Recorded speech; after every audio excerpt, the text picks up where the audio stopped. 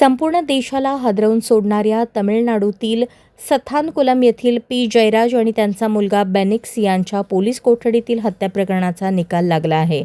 Madurai police न्यायालयाने या प्रकरणातील 9 दोषी पोलीस कर्मचाऱ्यांना फाशीची शिक्षा सुनावली आहे.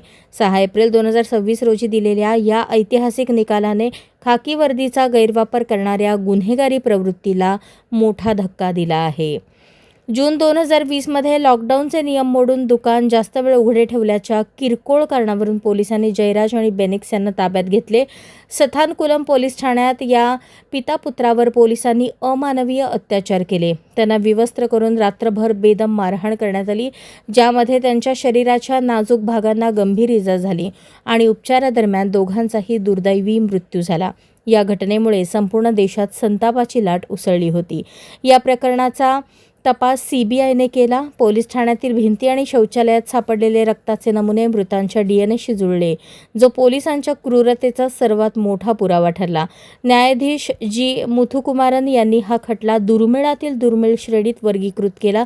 हे कृत्य केवळ रागाच्या भरात केलेले नसून पूर्वनियोजित आणि सूडबुद्धीने केलेला अत्याचार होते, असे ताशेरे ओढत न्यायालयाने 9 आरोपींना मृत्यूदंडाची शिक्षा सुनावली. या प्रकरणातील 10 आरोपींपैकी एकाचा मृत्यू कोविडमुळे झाला होता, तर उर्वरित 9 जणांना फाशीची शिक्षा झाली आहे. अशाच नवनवीन अपडेटसाठी जनता राज्य न्यूज चॅनलला सबस्क्राईब करा, लाईक करा आणि शेअर करायला विसरू नका.